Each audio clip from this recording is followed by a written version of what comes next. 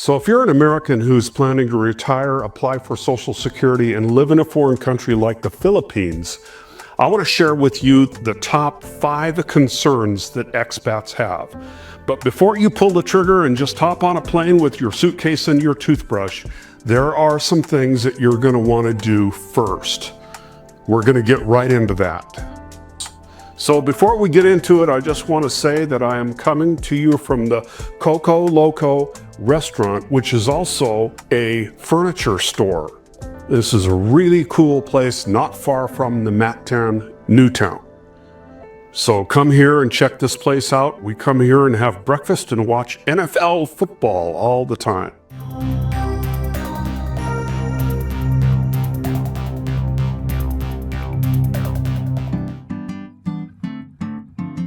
So before I get into all of the things that you're going to want to be concerned about, let's take a look at a few things that you're going to want to accomplish before pulling up roots and leaving the U.S.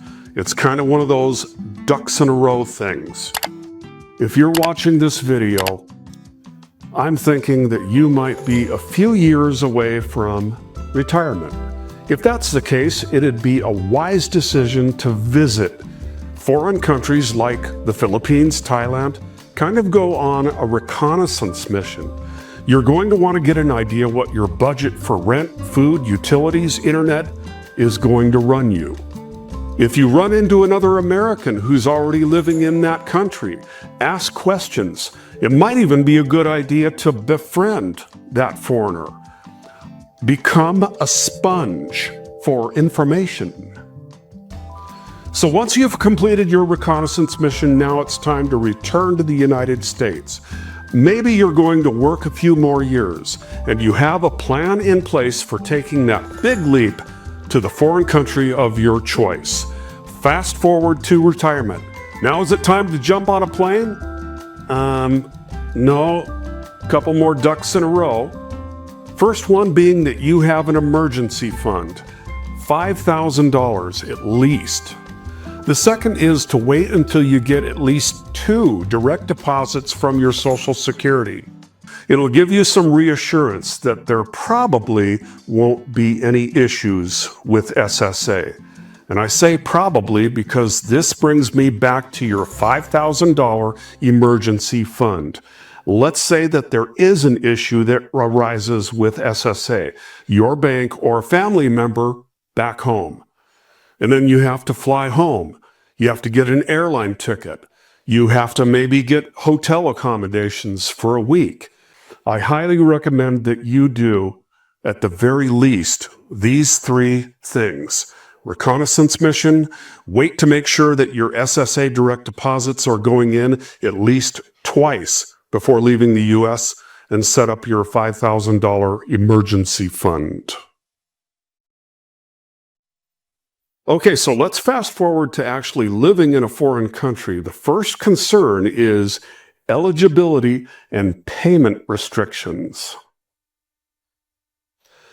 A major concern for retirees living abroad is whether Social Security will continue paying benefits once they leave the U.S.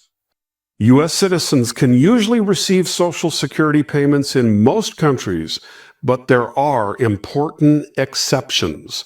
The SSA will not send payments to certain countries like Cuba or North Korea. Should be no surprise. Non-U.S. citizens face even stricter rules.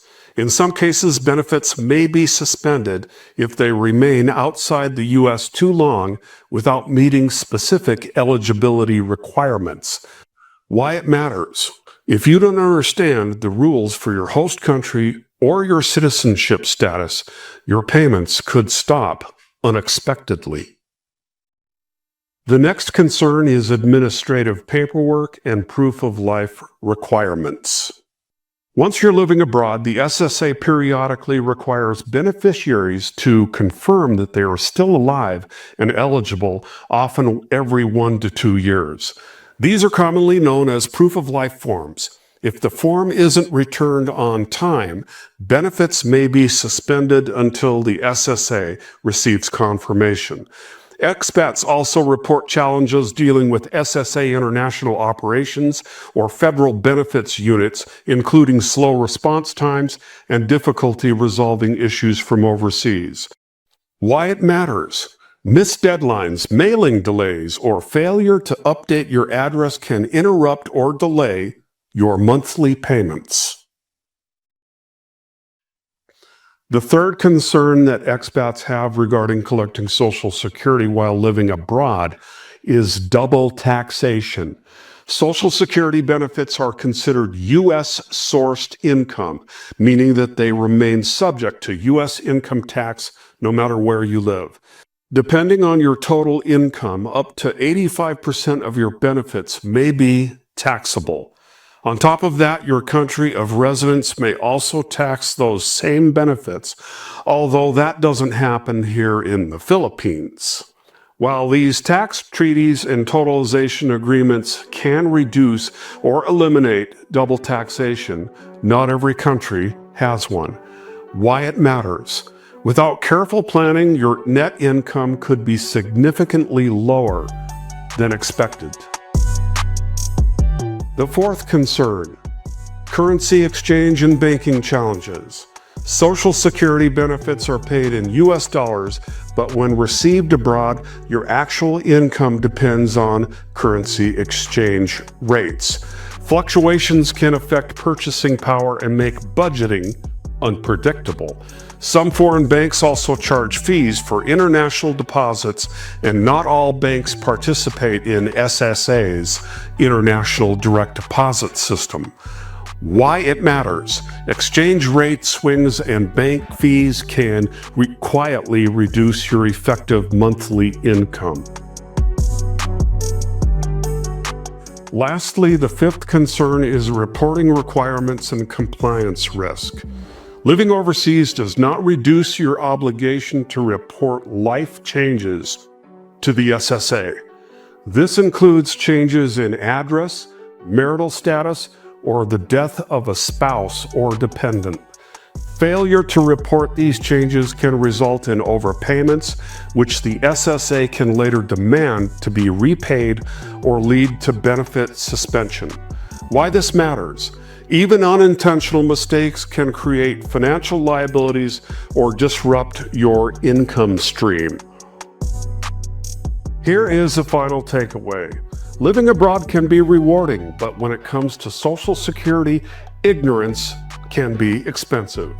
Understanding eligibility rules, paperwork requirements, taxes, currency issues, and reporting obligations is essential to keeping your benefits uninterrupted. Well, that's all for this installment. If you're planning to move to a foreign country and you have SSA concerns, leave me a comment. Please subscribe to my channel, and if you like this video, then give it a like. Also, remember that bell notification. Then you'll be able to catch future videos. God bless and peace out.